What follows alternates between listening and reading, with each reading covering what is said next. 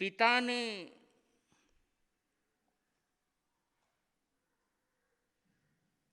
बेटे से कहा, बेटा दुकान बहुत अच्छी चल रही है, तूने इंजीनियर की पढ़ाई की है, तू कहता है मेरे को दुकान पर नहीं बैठना है, मुझे तो अलग ही लाइन में जाना है। लेकिन जरा बेटा सोच, इतनी जमी जमाई दुकान है, ग्राहक खोजते खोजते खुद आता है और बड़े आराम से बहुत बढ़िया तरीके से दुकान चल रही है, तो इस दुकान की जिम्मेदारी तू संभाल। बेटे का मन दुकान में बैठने का नहीं।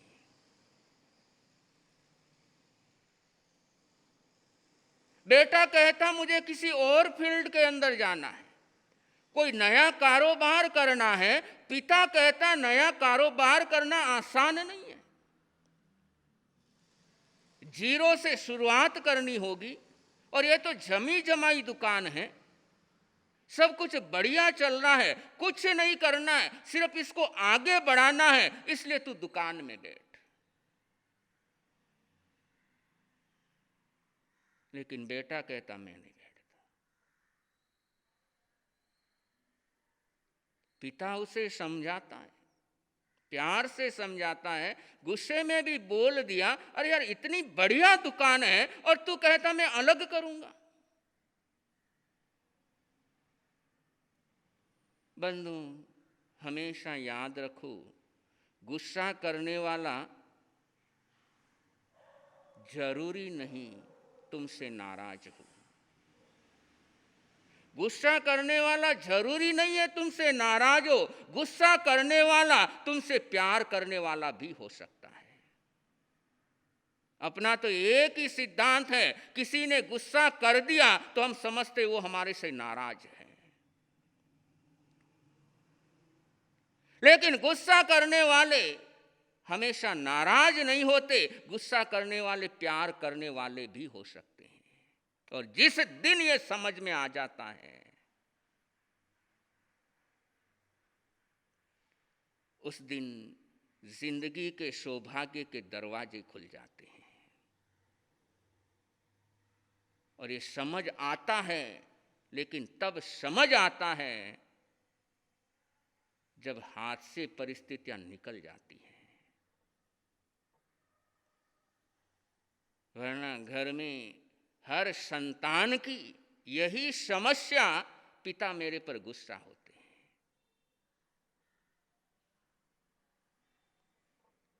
अब वो ये नहीं समझते गुस्सा करने के पीछे कारण क्या है।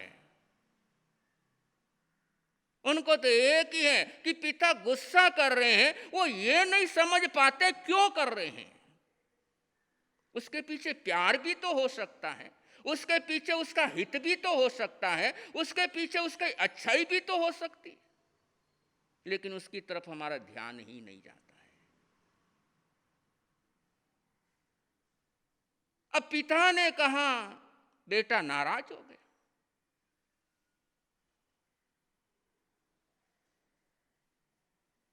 पिता के साथ गुस्सा हो गया। पिता को कहने लगा, हर समय तुम गुस्सा ही करते रहते हो, हर समय अपनी ही चलाते रहते हो, हमारी तो सुनते ही नहीं। जो दूसरों के अंदर कमी ढूंढते हैं, उनको जिंदगी भर अपनी खुशी के लिए दौड़ना पड़ता है, लेकिन ढूंढने पर भी उनको अपने लिए खुशी नहीं मिलती।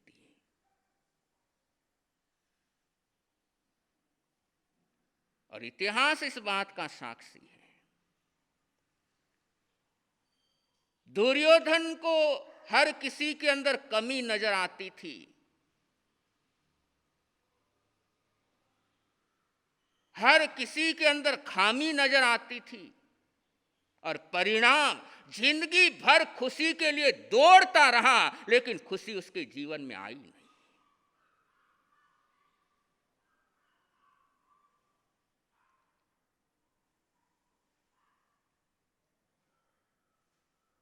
परिवार में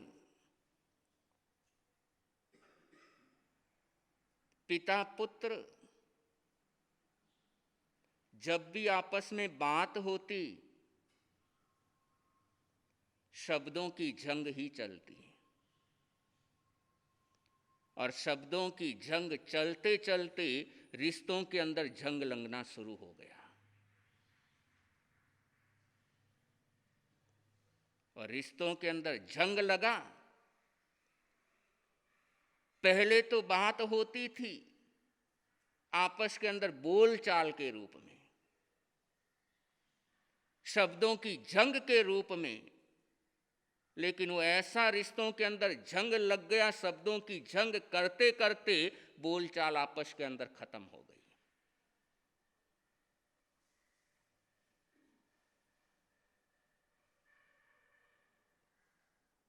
जिस बेटे को पाने के लिए बहुत कुछ कुर्बान किया, खुशियों के बदले बेटा मांगा था, बेटा मिला, लेकिन खुशियां खो गई।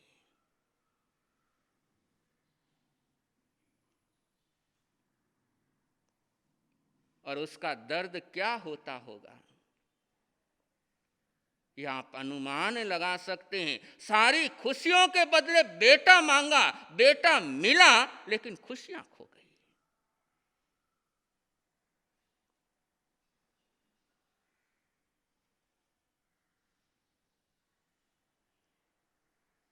बंधु घर के अंदर हैं, लेकिन ऐसा लगता है ही नहीं। इसलिए कवि ने कहा,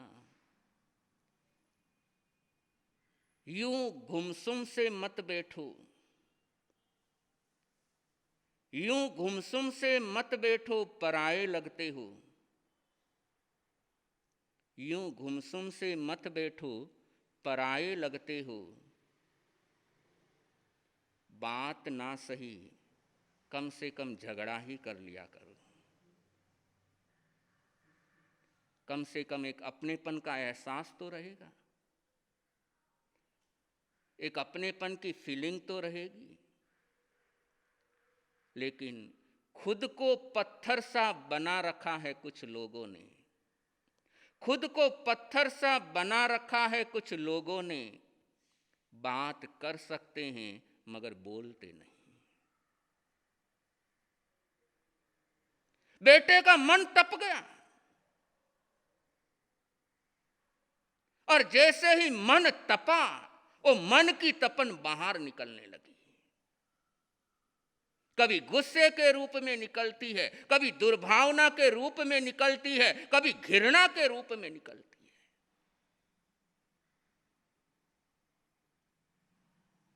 परिणाम आपस के अंदर वैर वैमनस्य बढ़ता चला गया।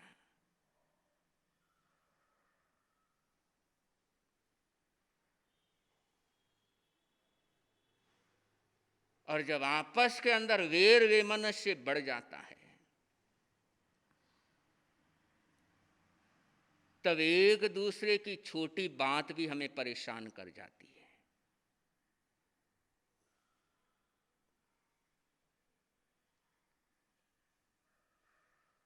1.5 साल निकल गया।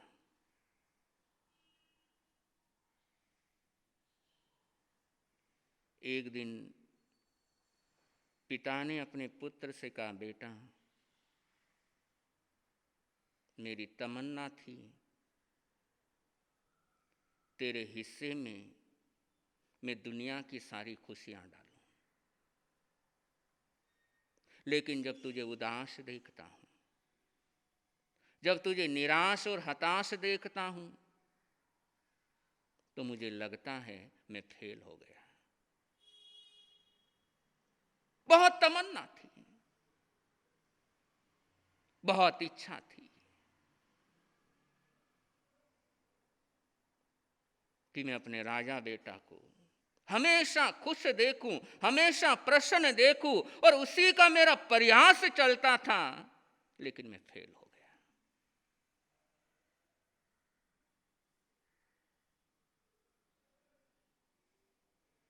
बेटा कुछ बोल नहीं रहा, लेकिन कल भी बोला था, मुंह की जुबान तो बंद हो जाती है, लेकिन मन की जुबान बंद नहीं होती है। अब बेटे का मन तप रहा है, मुंह से कुछ बोल नहीं रहा, लेकिन मन की जुबान बहुत कड़वी हो गई कि एक तरफ तो मुझे दूसरा बिजनेस करने के लिए रोकते, एक तरफ तो मुझे इस चीज की मनाही करते हैं, और दूसरी तरफ प्यार दिखाते हैं।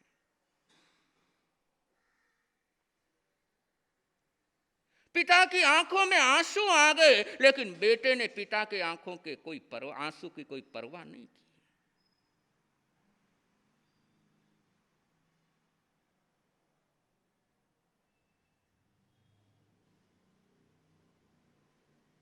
पिता कहता, बेटा मुझे क्षमा करना, मुझे माफ करना, मैं तुझे खुश नहीं रख पाया। ये कहते कहते पिता की आंखों में आंसू आ गए, जुबान चुप हो गई।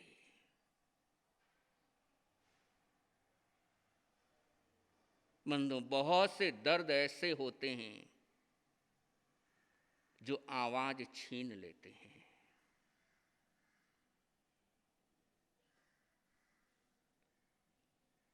कुछ दर्द ऐसे होते हैं आदमी चाह कर भी कुछ बोल नहीं पाता है, और ऐसे दर्द की उम्र बहुत लंबी होती है।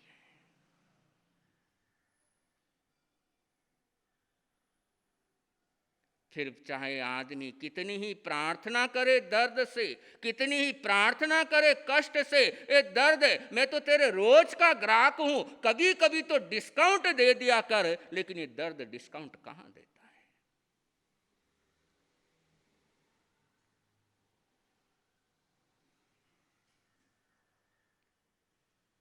पिता को अफसोस, लेकिन बेटे की बेरुखी। शरीर का दर्द तो फिर भी गोली लेने से ठीक हो जाता है, लेकिन मन के दर्द का कोई इलाज नहीं।